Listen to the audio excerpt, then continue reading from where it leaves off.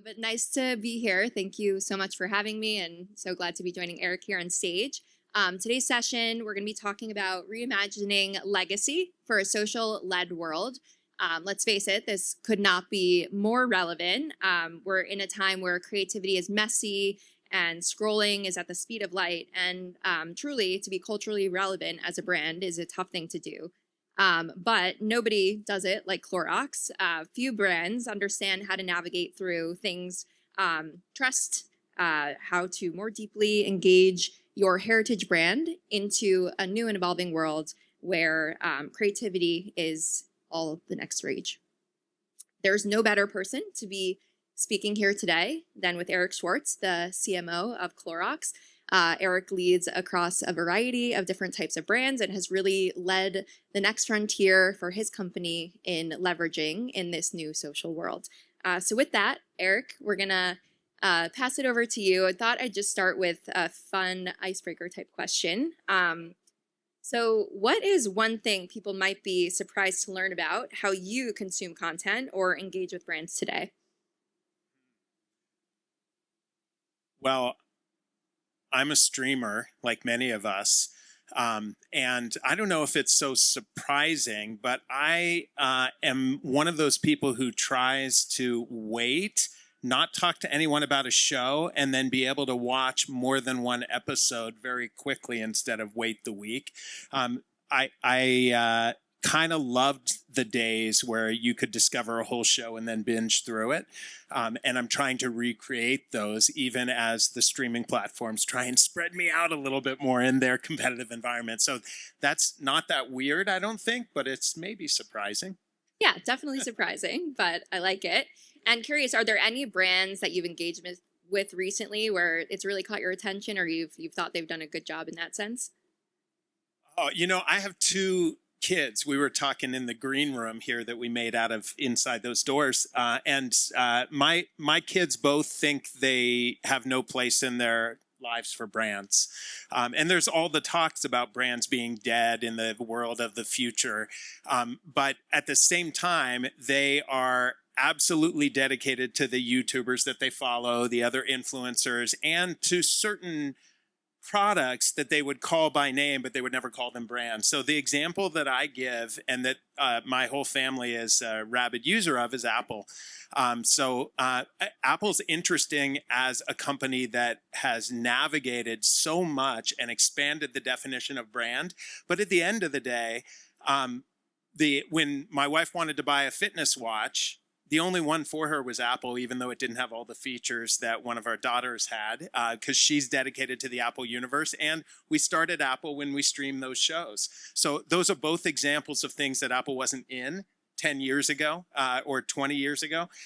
But as they navigate, they expand the definition of brand and develop a relationship that transcends the concept of brand and advertising. And I think the best brands do that. That's what we're trying to emulate in our little grocery brands as well. It. Well, we'll get to Clorox. I love hearing about Apple too. But I'm curious about this, shift from leading on a heritage type brand like Clorox to this social shift. We all know Clorox is one of the world's most trusted brands. When did you realize that it needed to fundamentally shift how it was approaching its marketing? Yeah.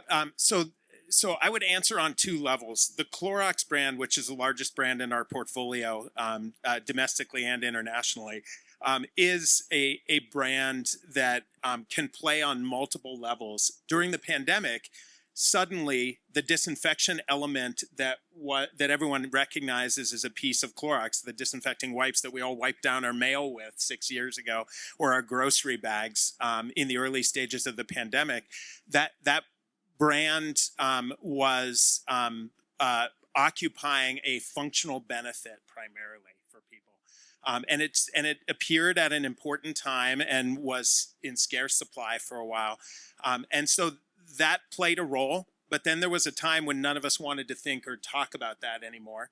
And so the brand needed to transcend. The Clorox brand can mean many things at different times, but we realized that the moment called for a more experiential Clorox brand. And that's when we started along the path that became Clean Feels Good.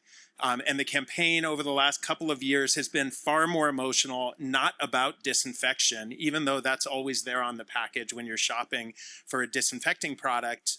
The idea that clean is the beginning of something that's emotional, and it plays that role, it just gives a lot of fodder for fun advertising. I would call it more heritage advertising, but climbing the emotional ladder, but it's a great example of needing to evolve. Clorox was a super successful brand during the pandemic. It's still super successful, but it needed to change what it stood for and really what we were feeding on it. Yeah, makes sense. The Clean Feels Good campaign definitely resonated with me. I love a good clean to, energize myself. But I'm curious, as you mentioned, because some would consider that, in this newer frontier, but it's interesting to hear it mentioned as more of a heritage type activation. And so what was a moment where you realized, some of the other brands within the portfolio were shifting into that new type of way? Yeah, well, we are engaged in a transformation. It's funny, as you introduced me, you were more complimentary than I would be of how we're activating in the world today. The Clorox company is a broad portfolio of brands, and many of them are small and have an aging fan base, let's say. And so you take a brand like Pine Sol or a brand like Brita, both really powerful brands within their segment, but brands that mean something to those that had discovered them and had come to use them and had chosen them. Our task, of course, particularly in the post-pandemic inflationary environment, has been to resell households on what they choose to solve their problems. And within that environment, just being a strong heritage brand isn't good enough. For Brita, it doesn't convince a college students that this isn't their mom's brand or the brand they grew up with, but something they should have in their dorm. Or in Pine Sol, it doesn't convince folks that this is the experiential brand that they want to use to solve their cleaning problems across a whole gamut of cleaning solutions that they're looking for. So we decided we needed to be more contemporary, and that's a journey for us. For a heritage company that grew up, whose marketers like me grew up in an age that was almost closer to the Mad Men age, where we worked with lead creative agencies for months to decide what our one-page strategy document should say. And then we developed the 30-second ad. And then sometimes we develop matching luggage for, social media platforms or something. That was the mentality. And it's still very close to the mentality that our legacy approach takes. The idea of social first for us is around starting with what the cultural conversation is. And to me, it's not that new. It is very new to get a conservative company with 100 million and billion-dollar brands that feels like it's taking a risk when you do something different, to take risks in a social environment, particularly with organic social, and finding a voice that's more culturally resonant for our own work, for influencer and creator work, and taking off the handcuffs of the one-page strategy document and all the supporting bullet points that have gone through legal, et cetera, and really just trying to think about what do we want people saying about us rather than what do we want to say. And that's a cultural shift. It's a behavioral shift. And it's a shift in I would say, the balance of power and how you work with partners. And starting to get into that has been very new for us. On brands like Burt's, Hidden Valley, Pine Sol, and Brita, we are active in those spaces and churning out a lot more uncontrolled content that I don't see in most cases before it's out there, and that frankly is designed to be experimental, iterative, and make use of social conversation, the comments and the conversation, in a way that we never would have done before. Yeah, and that's an interesting point just around kind of the newness of it all and navigating internally. I'm sure it's a huge shift for you all. How have you thought about, getting your teams on board, and what sort of systems you put in place to really make that happen? Yeah, that's a great question. I think we're still learning, particularly in this time, which is fraught with a little bit of tension about how you show up in the world and the backlash that can happen with that. There's a lot of conservative forces in a company like ours to try and make sure that we don't make a mistake. So the most important part of process and policy is to get comfortable with experimentation and iteration and minimizing risk so that we can maximize experimentation. That's the biggest change for us.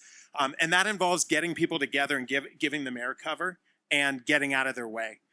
And that's not always easy in an environment that's built to make a $50 million bet on a launch with a core advertising campaign. So it's been a real change vector that we are not even close to being done with. But when we activate that way, we become a little bit more, the word in the press that was used most recently was unhinged. So we talk more from the voice of the channel, the influencer, the creative, the personification of the brand on an organic media post. And those things don't need to look and feel like the big campaign. And so mostly it's getting comfortable with that level of risk in a lower risk environment. Because we're not making $50 million bets here. We're making much smaller bets, and therefore we need to make a lot of them. And if we go at the pace and with the methodology that we did before, there's no way we can keep up. Yeah, that makes sense. It's nice that in today's world, it's okay to be unhinged in a sense. You can embrace it. And it's Vegas. We should talk. Yeah, exactly. Here we are. But in that sense, when you're seeing the latest cultural moment or social that's going around, when do you decide this is something I'm going to lean into and we're going to make it bigger versus letting it kind of do its own thing? Yeah, I would say as we've started on our social first journey, we've been less hinged than we know we need to be. That's part of the cultural change and the practices change that we're trying to accomplish. And so we've been experimental in participating in conversations, and some of it gives me sweaty palms, right? When I see the work out there, I've had my CEO walk down the hall and say, I know I'm not the target, but, and then proceed to give me advice about what it is we're showing up online. Dancing cartoon sharks, really? Or like using the drawer in the refrigerator to make matcha. What does that have to do with water filtration? These are both Brita examples. But experimenting and being a part of a cultural conversation and doing it with an eye towards what do we want people to say about or think about the brand as the brand participates in the cultural conversation is a really different practice. And it involves a lot less briefing, crystallizing what that one thing might be. And it's a word, not a sentence, not a series of bullet points that's reviewed by legal. And that has been a game changer for us. And to plant that flag, we got pretty unhinged on purpose. And we found out what worked to get reach in the algorithms, to participate, to generate comments that were worth engaging with, and created a two-way conversation. And those things were part of the learning curve internally and externally before we started really crafting the most important hinges that built brand equity as well. And so now we're doing a little bit more of that, but it still feels pretty unhinged. And that's because we started really unhinged. It's good. Every day, new navigation, I'm sure. And you mentioned, passing your CEO down the hall and kind of speaking about some of these viral moments. Curious, what are some of the indicators you might bring to him or to the public that help you understand this was a success or this wasn't, and where are you leaning in that sense? Yeah. Well, I would say the first thing that we set up with the CEO all the way down, and by the way, our CEO is a she. Her perspective and the perspective of the executive team, as well as the leadership within marketing, have always been that we need to make this pivot. It's an existential moment. This is not the time to be timid, even though we still have success with traditional campaigns, and they're still an important part of growing the brand. Where technology is going requires us to operate at the speed of culture and to learn how to do that successfully. So we are committed to the concept of social first. We see examples in beauty in particular. We have the Burt's Bees brand, but the Burt's Bees brand is a great brand, but not the most out there in social media compared to other brands like Elf or other ones. Also a former Clorox leader in charge of that business. So we've had him to accompany town halls to make sure that we provide the air cover and the example of we want to get out there. We want to be real time. That means we're going to make mistakes. That means we're going to take risks. And so the idea of measurement has been, let's wait. Let's wait. And the team heard that from me very clearly. Whenever middle level marketers or our general managers said, yeah, this all is good, but at Dancing Shark on Brita, I need to sell cases. How am I going to do better at back to college at Walmart with this kind of work? We reminded them the role in the portfolio and in the company's transformation. And that was a role that I had to play. To provide, again, the air cover, to use that as a metaphor.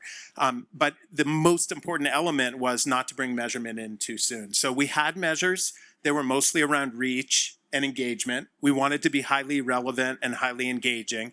And we wanted to get good at that first before we started, measuring when we spend money here versus on a discount or on retail media. How does it compare? Of course, we're now starting to bring that in. And because we've gotten some experience and we've clarified the role of social first work, that measurement coming in competitive is really good news, because we know we have a lot more progress to make in tying it all together and driving not just engagement, but effectiveness, and driving in the end ROI, which ultimately is where we want to get. But we absolutely have to do it in a more dynamic way than our traditional campaign development has been designed for. Makes sense. And in that sense, I know I saw, you all are testing things like TikTok Shop and some of the local commerce platforms.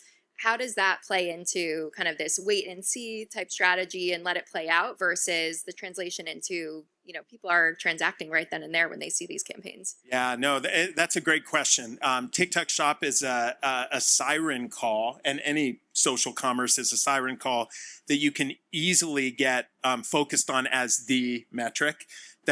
We do not want that to happen, but we also have been waiting for years for social commerce to emerge in the US the way it's just starting to emerge now.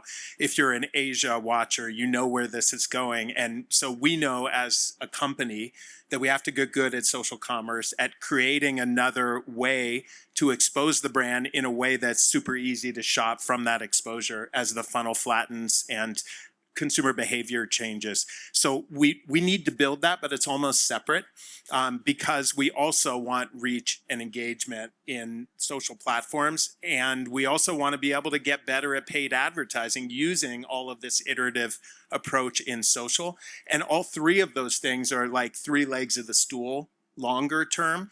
But right now we don't want to smother one with the other. We need them all to work. Makes sense. Yeah, this is a great example of when everyone's talking about, the funnel's dead. Now it's the stool. We have a stool now. Pivoting a little into, tech world, being here at CES, what's exciting you? What are you looking forward to learning about and innovating with and leveraging? Dare I say AI? I mean, I wasn't going to say the buzzword, but I'm glad you did. No, I would say, I'll try not to use the letters AI. The idea of, so CES always overwhelms me. I'm sure it does you as well. Not just the meetings and being triple booked for happy hour, but the idea that there is so much to learn and so much going on and so much change happening quickly. And that's been the world of marketing. It's an exciting time, but also a super intimidating time to be involved in marketing. And for a brand owner, the most intimidating part is everything continues to fragment and speed up. And coming to CES is a constant reminder of that. In that world as context, the idea of automation is absolutely mission critical. And so for us, automation is not a cost savings opportunity. And AI is a method of automation, but it's not the technology itself is not the only important element. It's cultural, it's behavioral.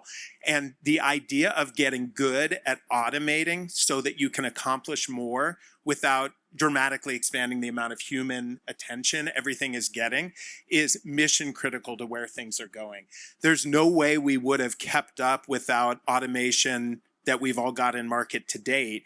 And there's absolutely no way that if you project yourself 3 or 4 years from now, that we will be able to manage what we want to accomplish to appear human to consumers and create choice in their minds without a great deal of automation being baked into our processes. So this social first idea is one idea of increasing velocity, creating feedback loops from it, and then having those influence other things and being able to cross-pollinate those points of influence, and ultimately being able to automate the interpretation of all of those signals to be able to keep up and create real human experiences that change consumers' minds is what AI is all about for me. Is there anything you've leveraged over the last year or so that you've really thought, wow, this has helped me move 10 times faster? The best example of that is the early days of chatbots, which sound antiquated right now, but help with email, coming back from vacation, what did I miss, etc. It works like magic sometimes. And I would say that 10x capability is few and far between in my world. I'm looking for more and more of those wherever we can apply technology to automation. There are not enough of them today. There's not enough off the shelf that actually inserts into our processes using our data possibilities to simulate human thought and action in a way that really takes the burden off the humans quite yet, beyond being able to write a poem or craft an email or change languages of something. And we are constantly on the lookout for how we can speed up our processes. We've had some successes, but we've had a lot of major disappointments as well. So I'm on the lookout at CES for examples of automation that would apply to our business and make us superhuman with the hours that we put into work. Very fair. Pivoting just a bit, but you mentioned, Burt's Bees and Brita and some of these amazing brands that really did lean into this viral social first marketing. Curious, of all of them, what's been the most exciting that you've leaned into or that you've just had a chance to witness? Yeah, I think one of the biggest surprises of the last 6 months is Brita became a song publisher. So if you follow our accounts, or if you get on Instagram Reels or TikTok, you'll see this. That dancing shark actually started creating music that kind of went viral, and a lot of folks started imitating. We published on Spotify. We were actually a couple of people's top performing artist on Spotify because the music is actually such an earworm that you can't get it out of your head. And so they were repeatedly playing it, and other creators imitated, etc. So for us, we didn't set out to do that at all. It was just a part of showing up as part of the cultural moment, as we talked about. But it is a good example of when you remain open to how you show up and just bring a thread of the way the brand needs to appear to a consumer, what you want them talking about again. You show up in weird ways and weird places. When those things resonate, there's something there to creating engagement and relevance. And while we're not going to, do a concert tour with Brita, it is important to show up in ways that are resonant to the new audience that we want to attract. And I would tell you that we're doing a better job because we've gotten unhinged with that kind of work. And we're suddenly a Spotify brand, which I wouldn't have expected. Yeah, maybe not a concert tour, but like a one-night Vegas activation. Yeah, or a residency. Let's see where it goes. Yeah, exactly. Nothing like a dancing shark to make things exciting. One last question, and then I was hoping we can get maybe a question or two from the audience. But if you had to describe, or you would hope others would describe Clorox marketing in one word, what would it be? Besides unhinged? Besides unhinged, or it could be. This is going to sound so cliche, but relevant would be the marketer word that I would use. All of this work, all of this social first is really about driving relevance. And the new part of that for me as an old school marketer is relevance to whom? We were trained over time to be relevant to a specific strategic value target. That's how I learned to do marketing. And you had to choose and then do research with focus groups of those people, and then come out of a 6-month process or however long it took your company saying, this is how we're going to convert that person. Relevance now, today, in a world full of tech and signal and automation possibilities, is about leaving behind the consolidation and the oversimplicity of choosing one target and being relevant to everyone individually, the way all of us try and interact with each other. We don't have a generic message for each other. That's not the way to build brand loyalty or love. It's about being relevant to individuals. And all of this tech and all of this automation is about building relevance and changing minds and creating choice. That's how we grow our businesses as marketers. And relevance is the word that I would hope Clorox embodies over time. We're not there yet, but we're trying to move in that direction. Well, I have to say, you're doing a good job of that, because at my holiday get together this past week, it was my mother-in-law, my 14-year-old niece, and my husband, all different age demographics. And I said, I'm speaking with you today. And they're all like, oh, I have this anecdote about Hidden Valley and this about Clorox. So you're hitting the relevancy. Glad to hear it. Glad to hear it. Great. Well, wanted to open up for maybe 1 to 2 questions. So I love your focus on Clorox being relevant to individuals, to consumers, to the audiences you speak to. How do you see AI facilitating that? I also love your message that AI is just today's word for automation, but it's also the way to scale.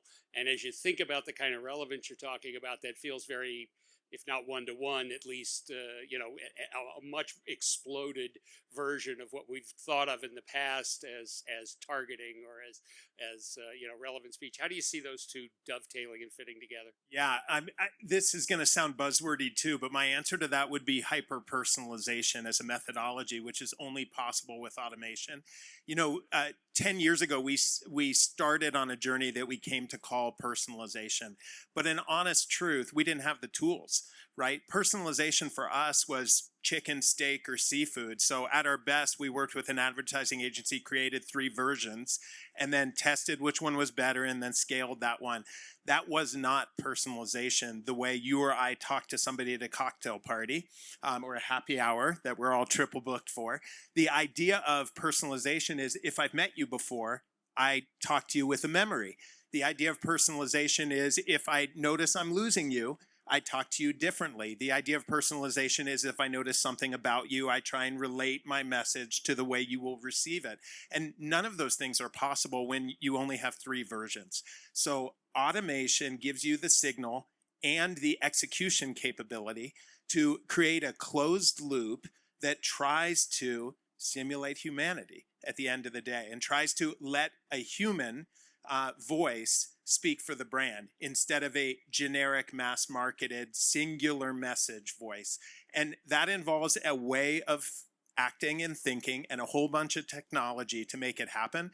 But one of the reasons we're so dedicated to social first is it starts with listening in a way that marketers were not trained to do. We were trained to strategize, design, message, and then measure, instead of listen, participate, see what's working, use the signal to evolve, and not oversimplify all humans are the same. And here's the women 24 to 55, whatever the media target is that was written in the strategy document, that made it all look like a mush, right? So hyper-personalization is what we're going for. That creates relevance when you do it well and you use signal. And automation is the only way you're going to ever do it. Clorox is 80 across the company, 80% household penetration. So that's more than 200 million people. There is no way you can simplify 200 million people and be hyper relevant to them. So the only way to build relevance is personalization. And it's the real personalization that only advanced AI systems that are still not all the way put together are going to be able to do. But standing here 3 or 4 years from now, if we are not able to speak with a voice that feels human to an individual, I'll be really disappointed in what AI did for marketing. Perfect. Well, I think that brings us to the end of the session. Eric, thank you so much for sharing, and really excited to see what goes viral next.